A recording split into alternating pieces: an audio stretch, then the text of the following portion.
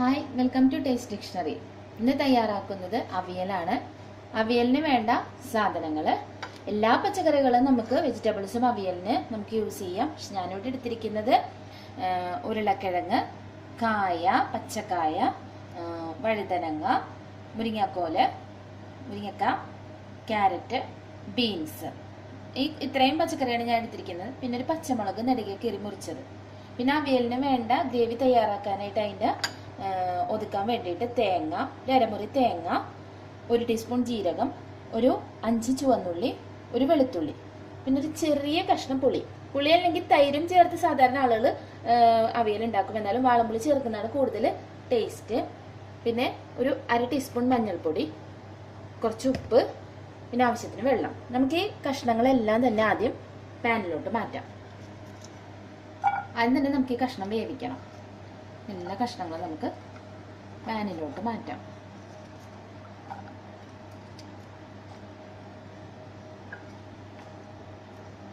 അതിനുശേഷം അതിലേക്ക്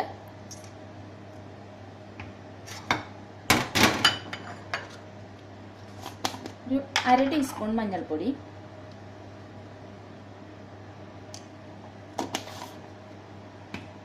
ആവശ്യത്തിന് ഉപ്പ്,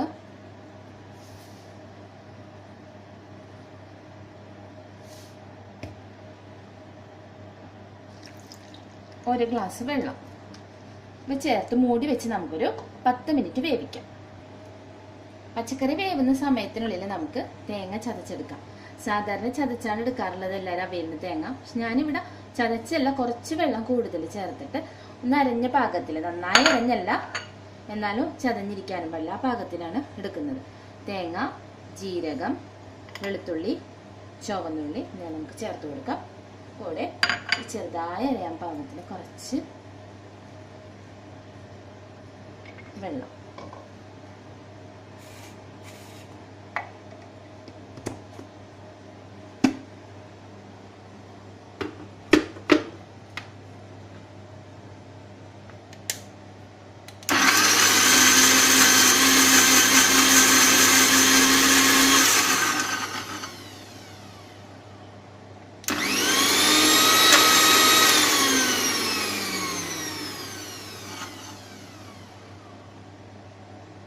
ഇനി നമുക്ക് പച്ചക്കറി വേവാൻ വെച്ചിട്ടുണ്ട്. പച്ചക്കറി വേകുന്നത് വരെ നമുക്ക് വെയിറ്റ് ചെയ്യാം.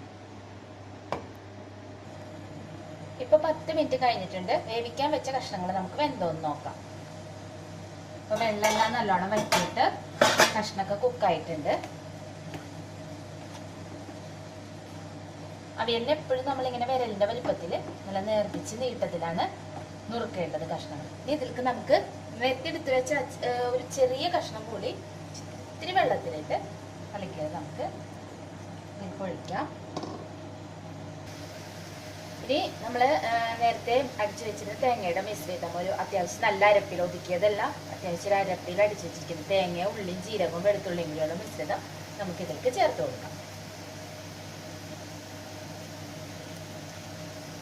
എന്നിട്ട് 2 മിനിറ്റ് നമുക്ക് ഈ തേങ്ങയുടെ പച്ചക്കുത്തൊന്ന് മാറാനായിട്ട് നമുക്ക് ഇടാം. 2 മിനിറ്റ് ഒന്ന് ഇളക്കി കൊടുക്കാം.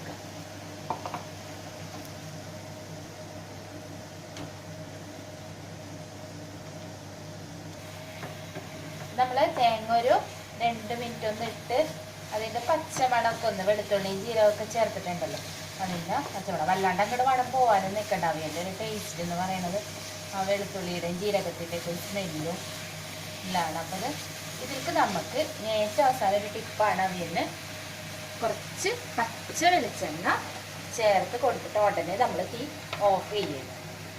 അത് അവിയലിന് ഏറ്റവും രുചി കൂട്ടുന്നൊരു കാര്യമാണ്. പച്ച വെളിച്ചെണ്ണ ഒഴിച്ച് ഒന്ന് ഇളക്കിയിട്ട് നമുക്ക്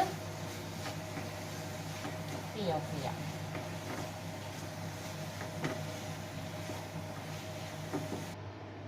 അങ്ങനെ കേരള സദ്യയിലെ ഒരു പ്രധാന വിഭവമായ അവിയൽ തയ്യാറായിട്ടുണ്ട്. എല്ലാവരും വീട്ടിൽ പരീക്ഷിച്ച് നോക്കാം. Thank you.